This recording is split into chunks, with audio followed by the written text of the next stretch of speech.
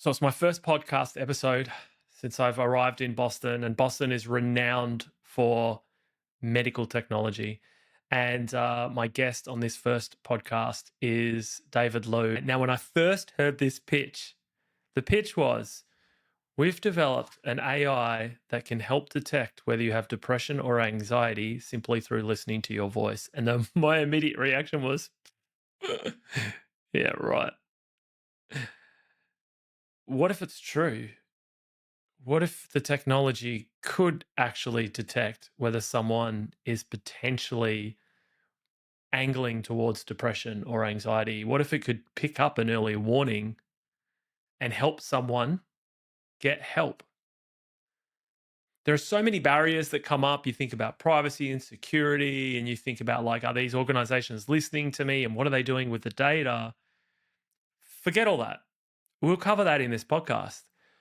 What if a voice technology could work out whether or not someone had early indication of anxiety, depression, or some form of mental stress? Would you want to know? Who would say no? I would want to know. I don't know anyone that doesn't know someone that hasn't suffered from mental illness. The brain is one of the most complex, it is the most complicated organ in the body, and probably one of the most complicated things in the universe, except for maybe the universe. So if we're able to use an AI to do this, to work out these early indicators, to get help for people before they need the help or to get them on the right path, you just think about the benefits it's going to have to organizations, productivity, families, and to that individual. I'm super excited by this podcast. I can't wait to dive into it, and I really hope you enjoy it.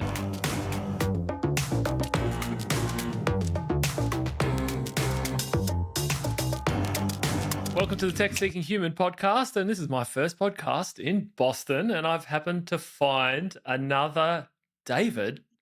David, how you doing? I'm great. Welcome, welcome back home to the States.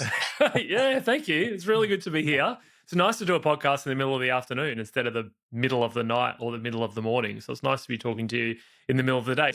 So tell me about the pitch I heard for this. It's a voice AI. It could pick up whether or not you are potentially, like, an indicator that you potentially could be suffering from some form of mental disease or illness, or could be a precursor to that. It's a pretty It, bold and amazing claim if it can do something like this. you're not that far out, I have to Ooh. say. So it's pretty good. Um, yeah, I mean, we do that really by analyzing the sound of what you say and the way you say um, uh, anything. Whether it be normal speech or just free speech. And so we're really measuring and understanding the health of your voice. And the health of your voice tells us a tremendous amount about the health of your overall health. And I like to say that your voice is at times, from a health perspective, it carries a tremendous amount of data. And it is a canary in the coal mine, the old saying goes. It's an early warning system that has not really been tapped before, until now. And so just like the signals that you're getting from your wrist or your finger with an Apple Watch or a ring or a Whoop band, we're now able to analyze these biomarkers that are not coming from your skin, but coming from your voice. You speak my language because I'm wearing an Aura ring. I have an Apple Watch. I'm wearing a Whoop band. The thing with these devices, though, is they create a baseline for me, and then I can detect when there's a variance. Now, when I first got on the call with you and you said these things, I'm thinking, can you detect that I have some form of, like, potential, like, slowness or mental illness as a result of listening to my voice, or your AI could do that straight off the bat? Or does it have to baseline in order to figure it out? I mean, let's be honest too. I'm Australian and I'm jet lagged. So, like, I don't know if your data set reaches that far, but, like, I just want to have a warning in case you're going to come back and tell me that I've got a problem.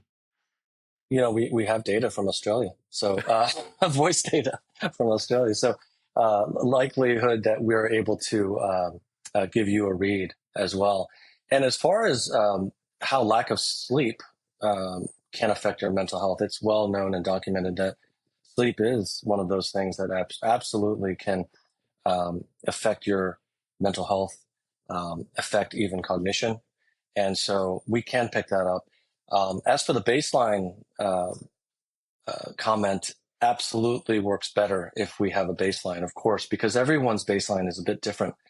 But we've collected now and analyzed millions of voice samples, majority of which are health labeled, meaning we had a clinician in our clinical collaboration where we collected those voice samples, a clinician tell us whether or not that person was clinically depressed, had anxiety disorder, or mild cognitive impairment.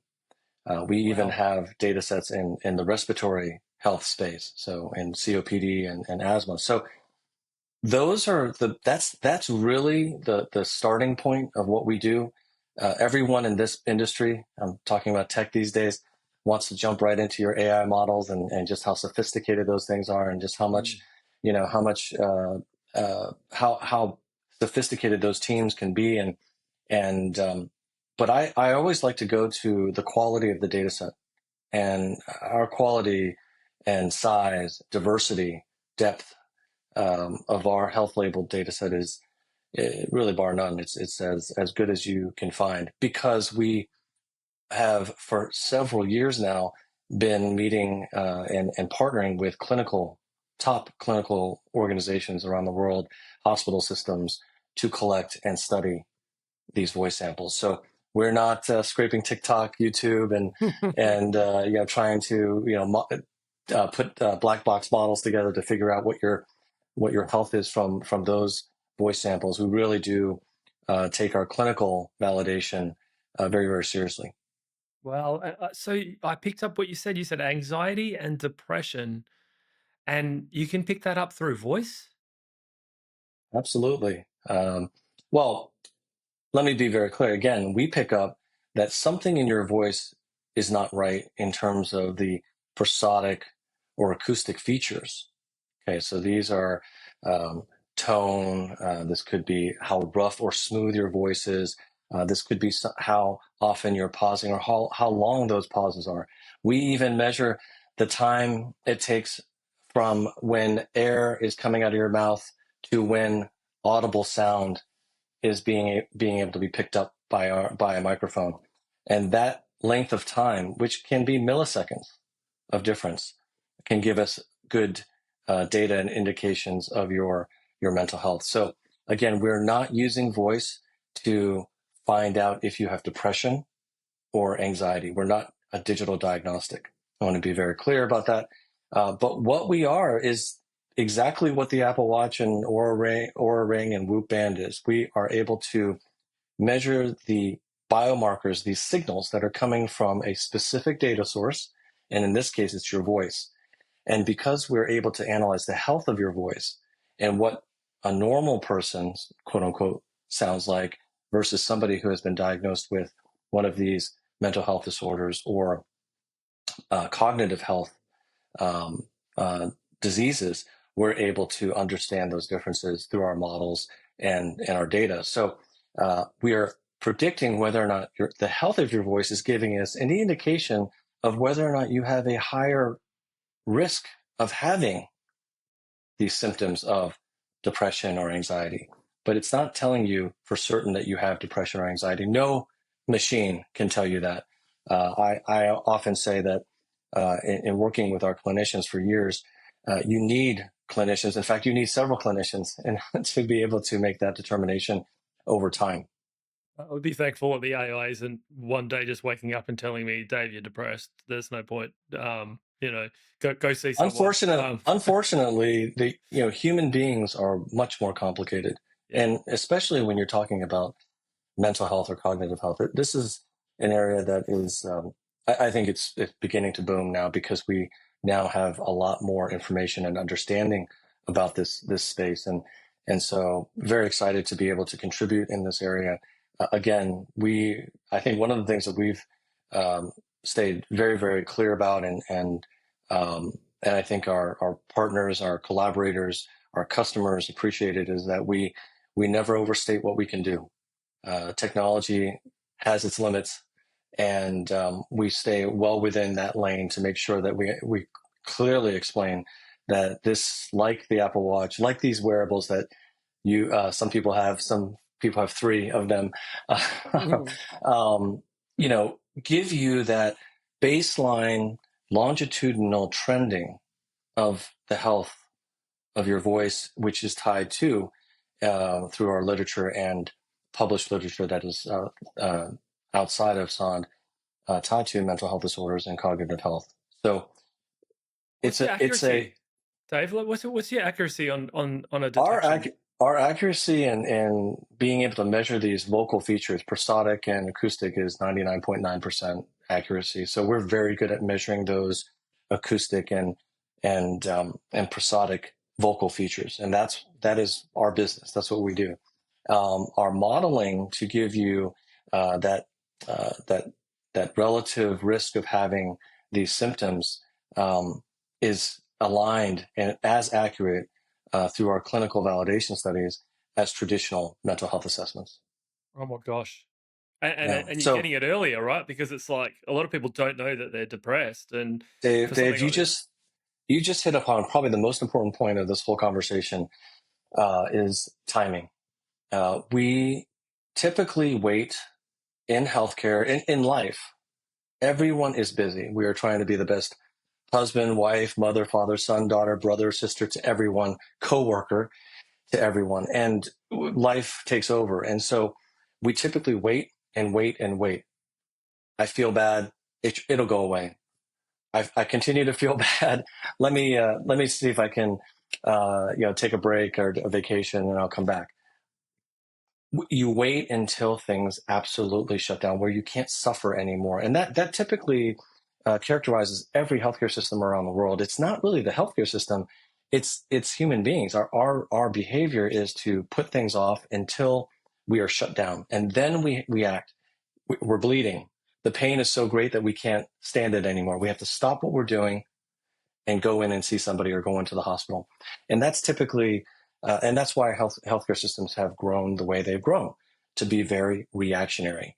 Your comment about um, early and timing is why we believe this to be transformational for the industry. And you're seeing this across a lot of other health industries. Prevention is being talked about in a more specific way these days, not in an aspirational way. If we're able to, and with vocal biomarkers and what we do at Sonde, give you an early warning system that tells you that your risk is increasing of having these symptoms of mental health disorders or cognitive health or even respiratory. Over time, human beings are funny animals. We typically pay attention to those things that we track over time. If we get objective information, like you are getting three sets of information right now from your wearables, you begin to understand patterns. You begin to understand trends. And when things aren't moving in the right direction, you act. And it takes some time, granted, but we all know, and this is well studied as well, changing human behavior is one of the toughest things to do, but it is needed in order to bend the true and improve the cost structure or cost curve within healthcare, because many of these chronic diseases that we're seeing uh, take over the world now. I think the top 5 to 10 chronic diseases, the world will spend half of its GDP on treating those chronic diseases over the next 5 to 10 years. That's a World Economic Forum stat. That is $30 trillion. It's hard to get your arms around that. Today in the United States, we spend 9 out of every $10 treating chronic disease wow, and mental health disorders. Treating, okay. And so, if you can change behavior early and keep people performing at the top of their individual potential, so that they can be productive at work and be the best family member at home, isn't that a better path? so much money. What's That's been nine out of elusive. 10. It's like you think about what we free the dollars up for, like, to help with homelessness or to reduce taxes so we can spend more time playing with the kids and doing art and going to soccer and just that's a ridiculous amount of money. And in some countries, Dave, and we don't talk about this, a lot of this in the US, but in some of the developing countries, some of the middle income or even lower income countries, they're going to have to choose between infrastructure and treating people with chronic disease or education and treating people with chronic disease. That is a choice that should not have to be made. No. So you did pick up on the fact that I have three different devices all tracking, and I like to dashboard it all and work out that basically it's all the same thing. The inner tech person of me and anyone listening is probably going, "How do I get access to this voice AI? Can I download it and find out whether or not I have any symptoms that could mean I need to go see someone further, or is this more of a commercial model?" Currently, we're a B2B to C or a commercial model. So we found this to be the best way for us to grow at this stage. I think one day, not I think, I know one day, if we're successful on the commercial side, and we're now working with some exciting partners like the United States Air Force, GN Group over in Europe, leading producer of hearing aids and headsets, Korea Telecom in Korea. We're working with these enterprises because we want to be able to get to large populations of people who already, right, are exhibiting a day-to-day behavior. These enterprises already have the attention of this population, and so it's a really great place to start. But I'm glad you asked that, Dave, because our mission, and I've stated this many times, I believe it's everybody's human right to be able to understand what's going on inside of their body and to be able to react to that and change the course, of their health to stay healthy, to have better outcomes overall longitudinally. That's a basic human right. I don't believe that should be reserved for people who can afford $400 wearables every three It's years. it's definitely not an uncommon path to go commercial first, get funding, build out the models, etc. So it makes complete sense to me. But what someone might ask is, what's the goal of these companies? Is it to provide support to the employee? And anytime I hear something like this, that you have a voice AI that could work out your mental well-being, the unfortunately the alarm bells go off. They go like, "Oh, they're listening into me, privacy. Oh, it's a sinister thing." There's a lot of people that believe that organizations are evil, even though in a lot of cases they're providing the money for the to live their lives. So it's kind of ironic. But yeah, what's the goal of these companies, and how is it communicated to the people? Do they know that they're being tracked, and how do they get notified, and how does that work? Yeah, well, they should be alarmed. Uh, I think some of the biggest companies, tech companies, I won't mention them by name, in the world have unfortunately trained us to be overly cautious because they use everything that we do almost against us to in the eternal search to sell us more things. But voice is no different.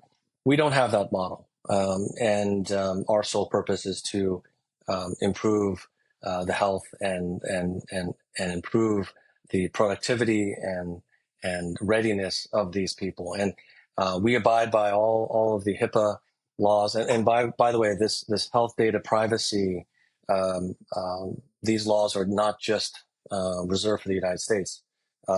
We work all over the world, and everyone is concerned. We don't provide personal identifiable health information to the employer directly, so your manager won't know that. They can't know that, right? But typically, a health delivery organization that the company is working with will have that type of information, and we work through them. And the idea really is that on a population level, you want to be able to understand what groups of people could use a bit more attention earlier. And I call this, back to your comment about recognizing these things earlier. When you're able to recognize these patterns and these signals earlier, um, the interventions are much lighter. Mhm. The interventions are much more human based rather than medical based interventions. We typically talk about, right, healthcare interventions. What's your intervention? How are you going to? What's your therapeutic solution? That person's already sick. that person's already on the decline, right? And now we've got to save them. What we're talking about are people that look just like you and me, just like, well, probably better than me. But they look very healthy. They're coming to work. They're being very productive. But some of them aren't. You're Yeah. beginning to see signals of things happening, but we can find that in a population. And then again, we are working with our customers to talk about how this is a health benefit. Truly, it's a wellness benefit. It's a prevention benefit. It's just like handing out Apple Watches. Who wouldn't want to take one of those so that you can stay productive and well? And how is it specifically doing it? So if you're within a company, is it on a Zoom call? Is it a telephone call? Or does someone wake up in the morning and speak to an app of some sort? Like, how does that work? Yeah, typically we work with companies that have their own apps that are issued through either personal or company issued smartphone or mobile devices. And so through that app, we will integrate our API or SDKs, typically our SDKs, so that the processing of the voice, the recording of the voice, the scoring of that voice, by the way, it's 30 seconds passively, can be done local to the device. And then once the score is created for that one session, for that one 30-second voice sample, we delete that voice sample because that recording, because we don't care about what you're saying. Again, we don't, and none of that gets sent up into the cloud. So Oh wow. it really is another layer of security and privacy. So it's 30 seconds on the local device. So it's right, it's edge, and then you delete it. It Yep, doesn't even go that's back right. to a cloud or anything. That's right. That's our most Wow. typical implementation because, again, people have every right to be, I think, quite careful about their personal health information, and your voice carries health information. How, David, how did you get into this? When you first heard it, did you go, nah, really? Because I first heard it and I went, oh, okay, I'll give it a go. AI is doing some pretty remarkable things these days. But yeah, what was your first impression and how did you get started here?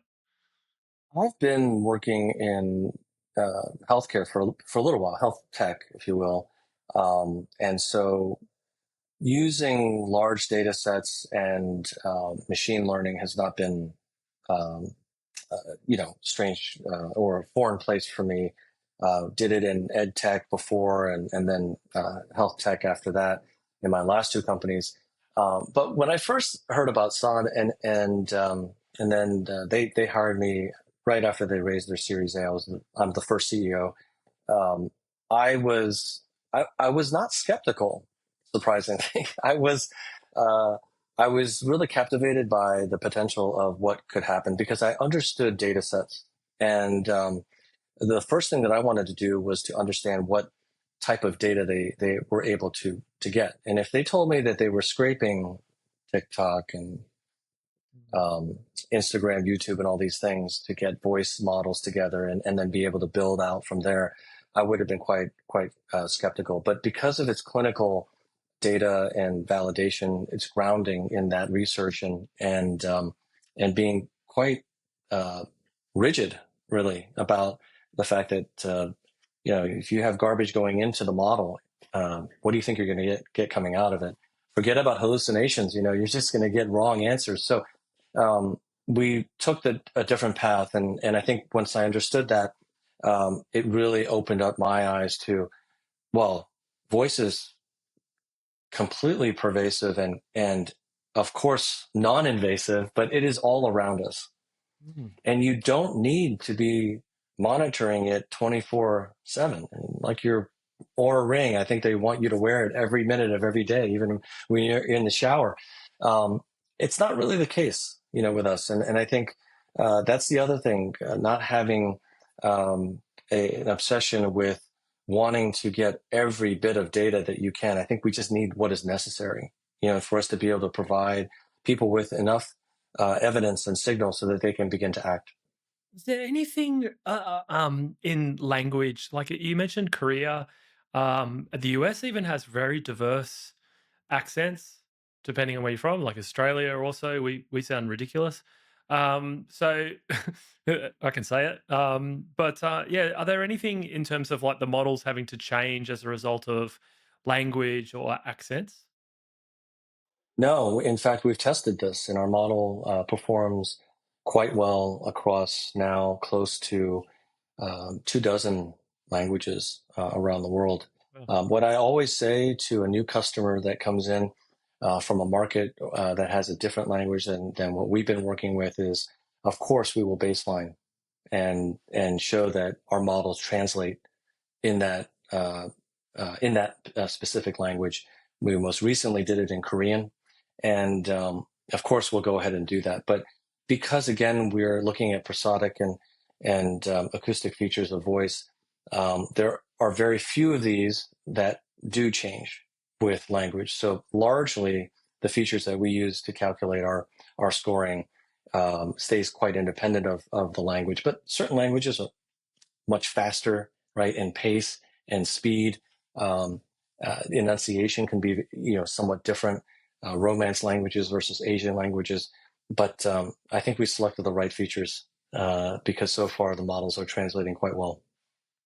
it's really amazing, like Wait, one of the let me tell Dave. Let me just yeah. also say we go in eyes wide open to every new market, every new language, because we always say that it's translating, and we expect it to translate very well. And let's pick the next language. But we've trained our models on 10 different native Indian languages, English as a second language, um, European languages, Korean. So we've had some experience under our belt, but to say that we've nailed it for every single language, and I don't know, and so how we approach that is, well, let's learn. Let's figure it out in a new language. We'll take data and we'll prove it to ourselves. If it isn't working quite well, we'll train the models in that new language as well. It's awesome. Like honestly, you think through, yeah, you think through where AI is going and and technology, and I was thinking, we have all these AIs that do all these things that are just kind of relevant. Like sometimes it's good, it helps us be a bit more productive, but this is like, I did a podcast not too long ago with a heart surgeon, and they're, using AI to improve the outcome of heart surgery. And here we have like an AI that can potentially analyze one of the most complex parts of the body, which is the brain, and help people who, like in this day and age, I keep seeing the stats and it says people are more stressed than they've ever been. They're suffering from mortgage stress. Technology is not necessarily a good thing. It's making people more burnt out. They're not engaged at work. If you can get past, I think the biggest hurdle still is always going to be the conspiracy theorists that think that the organization is recording them for whatever other reason. If you can get past that, I just think this is phenomenal. Thank you. We agree, and I think again the your point about the privacy piece of it, we don't want to belabor it because I actually believe that with any of the technologies that we're talking about today, you have to address it up front. You have to be incredibly transparent. We are. uh, every employee that is using this as part of the implementations that we have with our customers will understand what is actually happening and with it. So but you're right, it's going to take a lot of education. Will take a lot of time to speak to these folks. But once they use it, and we have a lot of good data on this, uh, both clinical and commercial, through some of these initial implementations, is that people like it because it doesn't take a lot of effort. And once they're assured that it's not going anywhere and it's not going to be used against them, they use it, and that to me is a big win because, as you know, uh, or you may not know, your listeners may know that engagement in healthcare is probably the largest challenge that we have. Mhm. And again, it goes back to human behavior, right? We just are very busy, and we seem to have higher priorities in front of us. So you can't really expect people to do a lot of extra things. And so I do think that if we can engage people, they can see objectively that it is coming up with information that can be used and is incredibly useful for them. It doesn't tell them, freak them out. because again, we're trying to come to them much, much earlier so that they can change a little bit of their day-to-day behavior. I'm not going to put myself, in that situation of having four highly stressful back-to-back meetings. I'm not going to um, uh, enter into a meeting after having two consecutive nights of under 5 hours of sleep. These things can be changed, but we It's don't, yeah, right? We don't. it's And so so good. knowing when to do that is everything. Yeah, it's so good because as you were talking there and I was thinking about it, I'm like, this is so big. I don't know a single person who hasn't had some form of mental illness, as in, like, I don't know anyone that doesn't know someone, is probably the right way of saying it. Doesn't mean everyone has Well, it. and in Dave, it's even bigger than that. Having symptoms of Yeah. mental health disorders is everybody. That covers everybody. But Yeah. you're right. I'm not ashamed to admit as well as when I was in a previous job, I was so stressed out, so burnt out that I was like, I'm going to have a nervous breakdown. And it took me to basically have a nervous breakdown to stop. And I could have stopped it a lot earlier than that. I could have picked up symptoms. And in the end, I was seeing a coach to help me get through that period. Um, but for a lot of other people, they might not know to go and do that. Like, I'm pretty aware of my body and how I'm coping, and I have, of course, have all the devices that help too. But that doesn't help me with what's going on in my head. I think I'm okay. That's the hardest thing about the brain is that if you get yourself into a pattern of like, I'm okay, I'm okay, I'm okay, I'm okay, I'm okay, I'm okay. Actually, I'm really not okay. And I think anything that could give you some form of warning to say, you're trending in some dangerous territory and you should get some help, I think is amazing. Absolutely. Yeah. Well, I appreciate you saying that. I think it's now up to 20% prevalence of people in the population, not just the United States, but outside the US, that have a prevalence of having a mental health disorder. Oh, Um, well, the percentages are even higher of I those reckon who it's higher. experience symptoms, of these things. We all Yeah. get depressed from time to time, and we all get stressed out from time to time, but it's knowing what to do in those time, those, and not ignoring them. I think is being conscious of it. If you talk to any mental health clinician, and we have so many that we've worked with and have a lot of great experience and feedback from them, and they said awareness, awareness, just simply awareness of what is happening to you, so that you can take steps to change these things, little changes, even being able to understand what I did this past week. You don't need to journal necessarily, but just to understand and play back what happened this week to impact my mental health. We do the same thing. I didn't get enough sleep this week. Why? My tracker told me that, or I know it inherently, right? Or I didn't get my steps in. I didn't get enough exercise, so I'm going to go and change that. So again, I don't think this is very different. I think why, again, I don't want to toot our own horn here, but I think one of the most difficult areas, and you just hit it on the head again, is your brain health. Is this area above the shoulders has typically been ignored when you talk about even chronic disease. We don't mention mental health, and that's crazy. The head is part of the body. The body is part of, it's all one system. And so I think it's now time, and I think we're really leading the charge. We're not the only ones out there, but I think we're one of the prominent folks out there who are wanting to track, not cure, but be able to track and provide really great insight into what's happening, above the shoulders, so that, and early enough, so that the individual and those who are caring for those individuals can do something about it. I And love it. when you think about mild cognitive impairment and dementia, and everything that's going on with those of us who are over 50, um, I think that the percentages are now 20%, 19, 20% of individuals over 50 have mild cognitive impairment. And so, or symptoms of that. And what we're seeing increasingly is as you get older, and I'm now beginning to understand this, time is so precious. And so to be able to give somebody a heads up, or their families who are supporting them a heads up at age 80, even a year or two, is an eternity at that age. Even above 70, if you can give somebody 2 years heads up about what they can do to begin to maintain their brain health, maintain cognitive health, maintain or plan to get support, right? Budget for that support. Sometimes it's necessary instead of having it sprung on you, which is what typically happens today. It makes a big difference. So I think the cognitive load that we're measuring now, or mental effort, which is what we use, what we measure and track with our cognitive fitness solution, is has the potential to be as big or bigger than even our mental fitness solution, because um, everybody is impacted. We want to be running efficiently up here, especially if we're coming into an important podcast interview, or if we're going to give a speech, or we're walking into a really important meeting with our manager. We want to be, running at the right level. And I think people just like what you're doing, and millions of others, tens of millions of others with their Apple Health and Watch, um, you're able to see that now over time. So you can begin to make some changes.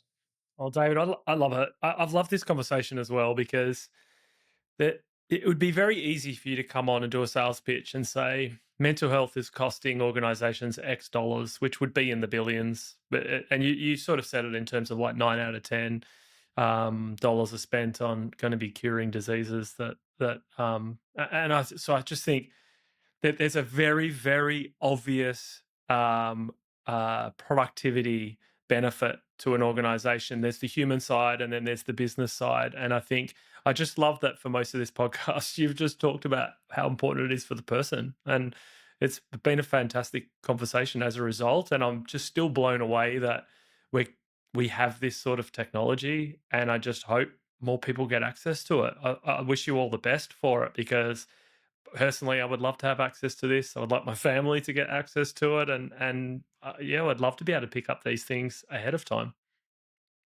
Well, you'll be the first to know when we get it to consumers.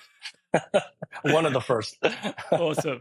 Yeah. uh, Thanks, David. It's been a great chat. Just I really appreciate your time and like yeah, thank you for all that you're doing and pioneering these new technologies. I think it's going to make a world of difference.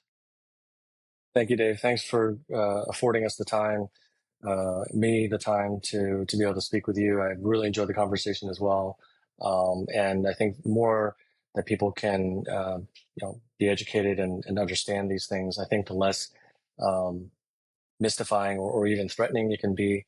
I think, yeah, no, I'm just really appreciative of the time. Thank you so much. Thanks, David.